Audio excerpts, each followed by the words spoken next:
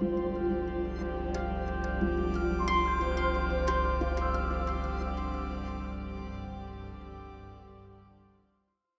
to Surviving Vampire Survivors, Agile Community Management. My name's Beth Malloy, and I'm the Community Manager at Ponco. I live near Essex in England, and I studied business and finance at college before having roles in customer service and sales. And I also ran my own children's party entertainment company. This is my first role in the games industry, and I started in February of 2022. I love roller skating, theme parks, playing cozy games, and I have 2 cats called Mango and Mochi. So I work for a company called Ponco, which is based in London in the UK, and we all work remotely. It was founded in April of 2022 by Luca Galante, who is the creator of Vampire Survivors. We are now a team of 14. We've grown very quickly over the year. And you may notice that Ponco has a lowercase p in the logo.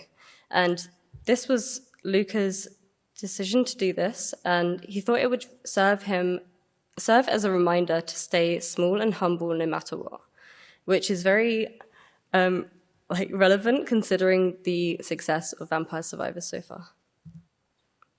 Just a little background on the community and marketing team. In February, it was just me and also Luca. And then in April, we were joined by Future Friends Games, who are a marketing company. In August, we hired another community manager and player support person. And then in December, we hired a marketing manager. So in case you haven't heard of Vampire Survivors is a time survival roguelike game, and it has really simple controls. All you have to do is go around and slay hordes of monsters with one control. It's inspired by many of Luca's favorite games, and it also has lots of Italian references and play on words. So unless you're Italian, you probably won't get half of the references, but it helps to make the game really unique.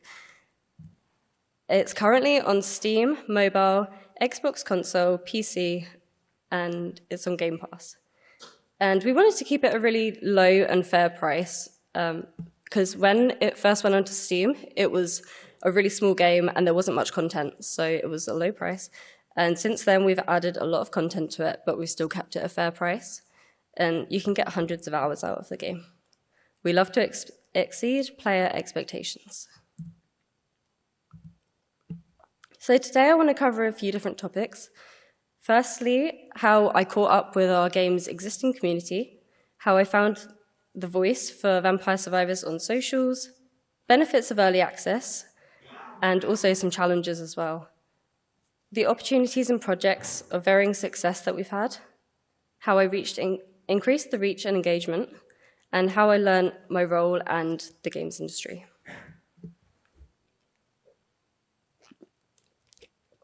So to start off with, I just want to give you a quick timeline of the last year. So on the 17th of December 2021, Vampire Survivors launched in early access on Steam. By the 3rd of January, it was picked up by streamers such as Gurgura, Splattercat, and Northern Lion, which really helped to boost the game's popularity and make it go viral. In January, from January to April, Luca hired some of his friends to help with the development of Vampire Survivors because he couldn't do it all on his own. It went a bit crazy, so he was getting help with the development, fixing bugs, and also the community side of things. By April, Ponco was set up officially and we started hiring our team. In May, Vampire Survivors was launched on Xbox Game Pass PC. And between May and September, we did a lot of content updates. So we kept publishing new content for the players and adding new achievements, and players loved to chase all the achievements. So before 1.0, we did a little road to 1.0. So we did a teaser every day for about 2.5 weeks, I believe. And that helped to just spread the word of the game. And it was just our big marketing push for 1.0. On the 10th of November, Vampire Survivors launched on Xbox console. And between the 10th of November and the 8th of December, the dev team had to start from scratch the mobile version.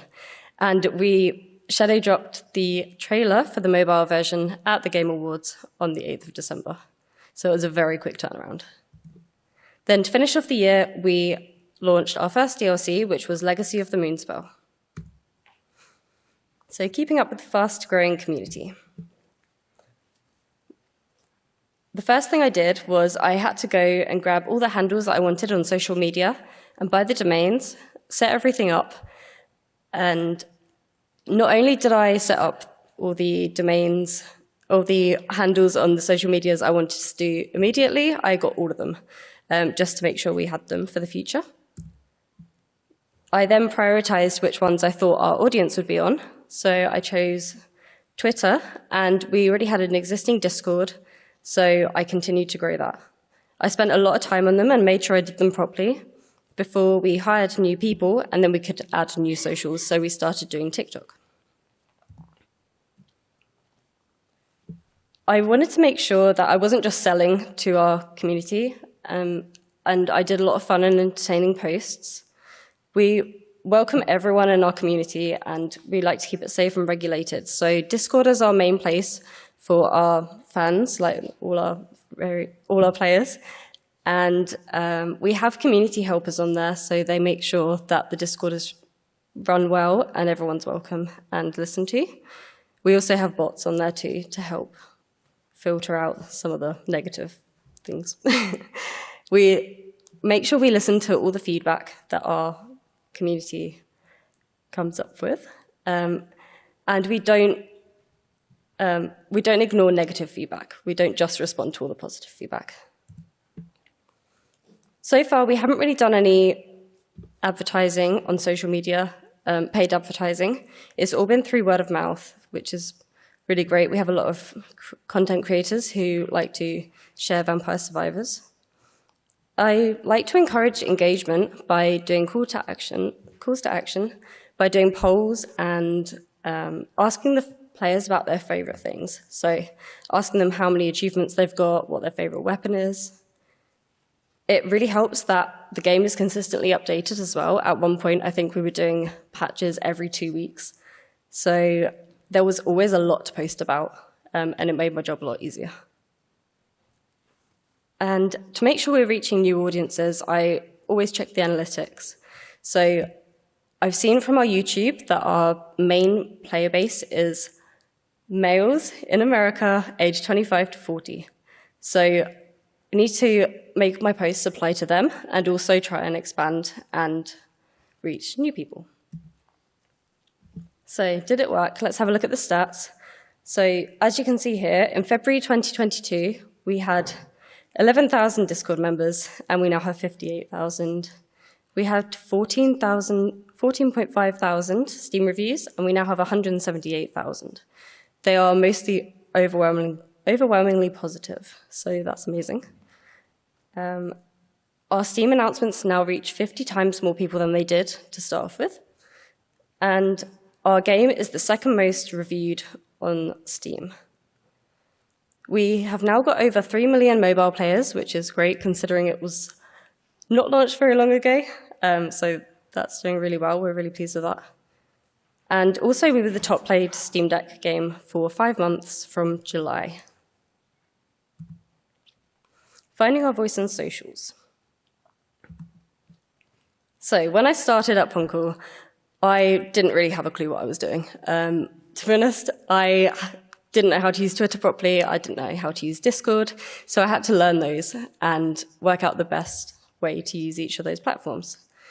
I made sure I varied the content that I was posting, such as game updates and polls, any bug fixes and all of that kind of thing, just to reach all different people. And over my time posting over the last year, I've really worked out what does well and what doesn't do so well for our posts. So things that get high engagement are anything such as big game updates and interacting with the players and asking them for their feedback and what they're enjoying the most and how many achievements they've got, if they've 100%ed the game or not. And the low engagement posts are anything such as fan art, unfortunately, and just smaller game updates, little patches. I like to try and jump on trends, but I'm very selective about what trends we jump on. It's great for visibility and reaching new audiences, but you want to make sure that you don't jump on every single trend. Just choose the ones that fit your brand the best. I try and use the trending hashtags as well, just to to reach new audiences and get better visibility for our posts. In summary, you've got to be agile, like study what works and make sure you're looking at your analytics. For example, for Vampire Survivors, I realized that the players really love garlic, floor chicken, and our character Po Racho, who is a stinky old man. And any post about them, they love it. They love to share it, and yeah, it's really fun. Consistency and timing is really important. So, as I mentioned before, we did the teasers leading up to the 1.0 launch, where we posted every single day. I realized that 4 p.m. is a really good time for us to post, as we reach people in the UK and in America, so it gets better visibility. Once I discovered what kind of tone of voice worked with our audience and the kind of branding for Ponco and Vampire Survivors, it was a really big turning point for me. Because to start off with, as I said, I wasn't that experienced. I thought I had to be really serious on social and just post about game updates and bugs and to keep it really serious. But as soon as I started relaxing and writing more friendly posts like the one you see there, just a bit more fun, they started doing a lot better. And they were a lot more shareable and got a lot better engagement. It was important for me to pay attention to the player likes and dislikes, as mentioned before, so they really like garlic and floor chicken. Whereas things like the character reskins, all that kind of stuff, doesn't really do as well. If you're hiring a community manager, it's really important to trust them. Give them space to experiment with different types of posts, to jump on trends, and also to kind of create their own guidelines. So what I mean by this is they've got to look after their own mental health. So not responding to really negative hate comments and all of that it makes a big difference, if you don't make them respond to those. So personally, I just ignore those and also set boundaries, such as when you get messages asking constantly for new platforms, it's a lot of work to respond to all of those. And yeah, personally, I ignore those because I don't want to say the wrong thing and give people the wrong impression.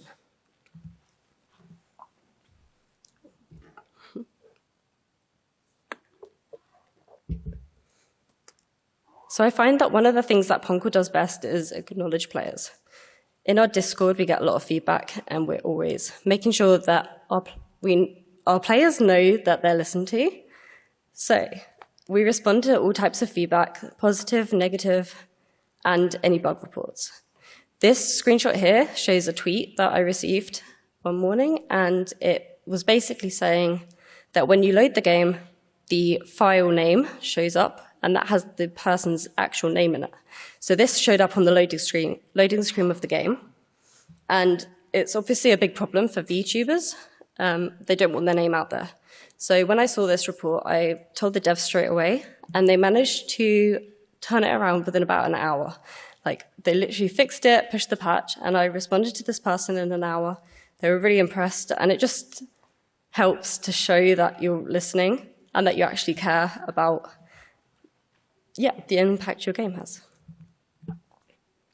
So, to summarize our social media, we focus on Discord, Twitter, and TikTok. But it's really important to delegate. I don't do all of these on my own. And one social media manager can't do everything. So you've got to make sure you prioritize everything. So Discord is where all of our VIPs are. It's our most dedicated player base. They get game updates first, and they also get access to the beta versions. It's a great place for everyone to report bugs and give suggestions and share challenges that they have. And it's quite independent now. When I first started, I spent a lot of time on Discord. I think at the very beginning, I was reading every single message we were getting, which was just not working. But yeah, with bots and also really good community helpers, it's quite independent now. Twitter is a really good place for creators and press, for us to interact with them. And we also do a lot of giveaways and polls on Twitter. So we've given away a Steam Deck, and we give away like game keys, just lots of things to increase engagement. And it's a great place for trends as well, because it's fast turnaround. I mainly run the Twitter, and I try to post daily on there now. Since I started posting daily, it's grown a lot. TikTok is the other one that we focus on. And this is really good for us, because since we launched on mobile, there's obviously a player base there. It's a younger demographic, and we make really silly, unhinged TikToks and try and make the most of memes and trending sounds. We post every few days, like every 2 to 3 days on there. And this is run by Lucy, who's our other community manager, and also Future Friends. Releasing in early access. There's many benefits to releasing in early access. One of the main ones is you can involve your players with the development from a really early stage. So you can listen to their feedback and their suggestions, and they will help you make your game better, if you listen to the right ones. Yeah, you can, as I said, you can receive and implement their feedback. Early on, I made a Trello board, which was a public issue tracker, and we had a lot of the most common bugs and issues on there, and the players could go on there and see what the progress was with those, whether we were like fixing them or whether they were fixed yet, which really helped. And that helped to prevent a lot of repeated questions as well, especially in the Discord. It helps you to build a really strong community and create brand advocates. And it also helps you to develop your brand image if you're a new company.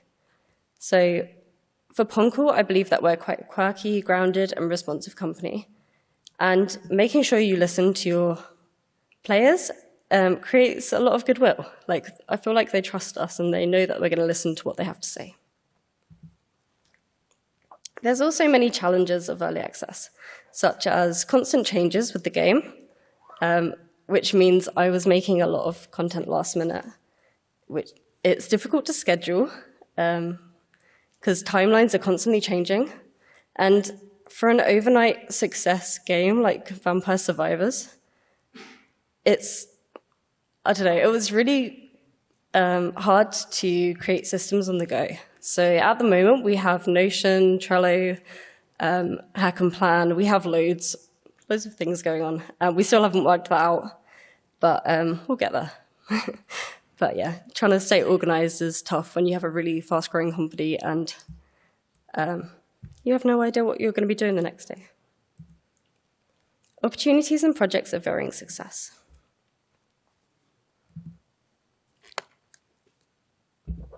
So, in my first week at Ponco, I was approached by Discord, and they wanted us to do a French-speaking Discord server. We thought this sounded like a great idea, and also they had the promise of trialing a Japanese server next. So we have a big player base in Japan, so we thought, okay, that's great. We'll try the French one first and see how it goes. It was a really good idea, and I believe it would have been really successful, but we did know that we didn't have that many French-speaking players, so it might not go too well. We spent a lot of time and energy on it, and as expected, it didn't really pick up. So I would just say there's a lot of really good opportunities out there, but just be selective about what you go for, because you don't have to say yes to everything. Pick and choose the opportunities that sound best to you. We shadow dropped the soundtrack during the teasers to 1.0, and this sounded like a good idea at the time, but I feel like if we had put a big marketing push behind it and done it as its own thing instead of just one teaser, it would have gotten a lot better. So shadow drops can be really good, but it has to be the right timing and the right product. And you want to make the most of something big like a soundtrack. Finally, making merch boxes for 1.0. As you can see here on the screen, this is Lyric opening up his merch box on his live stream. So we wanted to do merch boxes for 1.0, just to thank creators that had helped push the game and play it. And we did look for a merch company for probably 2 or 3 months. We were on a really tight timeline, and in my, personally, I thought, okay, I could probably do this because it's a really tight turnaround, and I could put some things together in a box and send them out. So yeah, we looked for a merch company, but we weren't really successful because everyone thought it was way too tight of a timeline. So I ended up doing it myself anyway, and it went really well, but it was very stressful because we had a lot less time than I could have had. So I would just say, evaluate the situation. Look at the facts and the timelines and just make sure that, I don't know, just consider all the options. I probably should have done it myself in the first place, and it would have been a lot less stressful. So increasing reach and engagement. There are many things that you can do to increase reach and engagement, and some of them can be controlled and some of them can't. So one of the things that you can control is doing giveaways. So on Twitter, as I mentioned, we did Steam key giveaways, and we've also done a Steam Deck to celebrate 1.0. You can also do press releases. Future Friends started helping us with press releases in July, and it helped to create a lot more articles from the press, of course, which really helped push the game and advertise the new patches. Live streams is also another big thing. So as you can see here, this is Ellie Joy Panic, and she did a live stream for us on our Steam page on launch day. It went really well, and it just helps to expand your audience. Like you're going to show all of your, you're going to show off your game to all of their audience. It was really hard to see the exact impact of this because we did a big marketing push for 1.0. However, we do see a lot of people still in our Discord coming to us saying that they saw Vampire Survivors on Ellie or Lyric stream. So it did make an impact, it's just hard to quantify it. And also doing it in real life events, such as EGX and WASD in London. We've done both of these events so far, and it's really nice to meet players and just connect with people in real life. So there are some things that are out of our control as well. We're really lucky with Vampire Survivors that it took off in the way it did. So we were nominated for some awards and we won a couple. So being in the award shows has created a lot of exposure for us. And also we entered the Steam Awards. So I believe anyone can enter the Steam Awards. And when people vote for you, they're encouraged to leave a review. So just entering that, we got a lot of reviews. So that was really good for us. I think at one point we were getting more reviews than Elden Ring for a few days. So that was really cool. It doesn't hurt to reach out to platforms. So if you're working with Xbox or Steam, if you just contact them and ask them their requirements for what they need in order to retweet your post or anything like that, because they'll have requirements that they need to meet, then you can make sure you're doing that, and there's a lot more chance that they will help you out and work with you and retweet.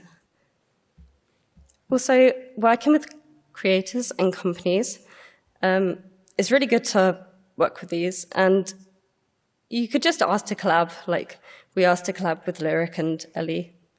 And the worst thing they can say is no, so you might as well give it a go. Learning and growing into my role and into the games industry.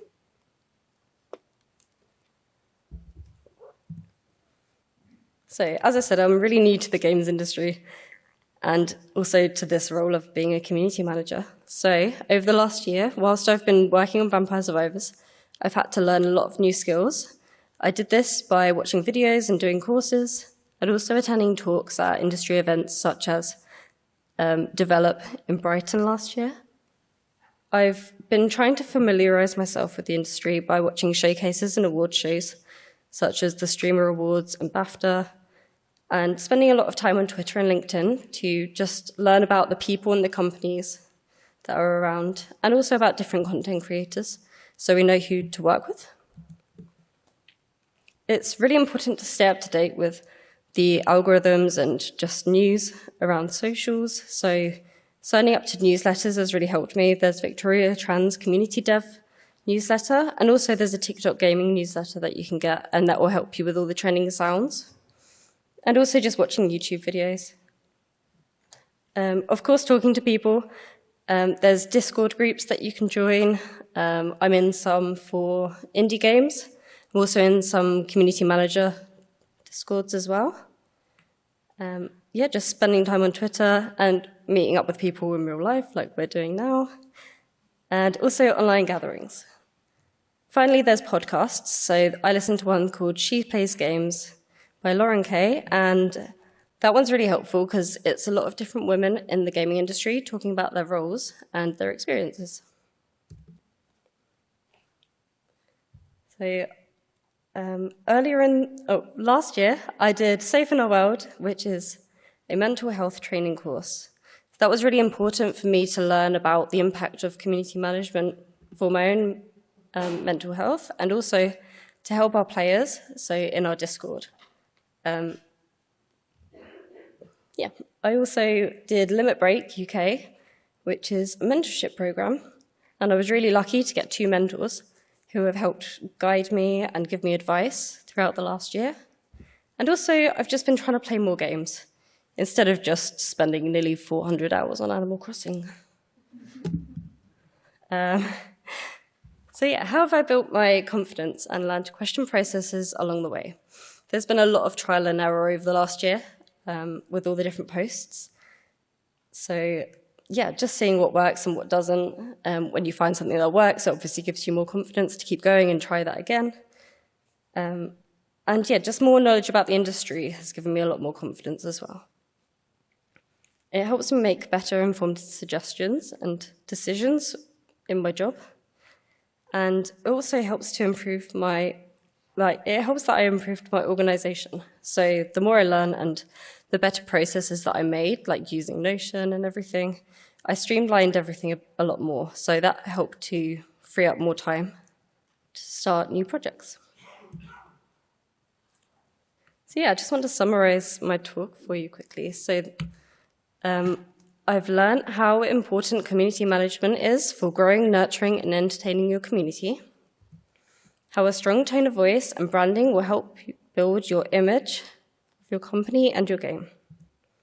How being consistent, willing to listen, reliable, and authentic as a company goes a really long way. How early you can get a lot of player feedback and build your company image and values. And also that you don't have to say yes to everything. And not everything will go to plan, but you can always learn from it. Also that it's really important to keep learning, making connections, and developing your skills. Community management is crucial for your game success and is definitely worth investing in. That was Surviving Vampire Survivors, Agile Community Management. Thank you for listening. You've been fantastic. Terribly.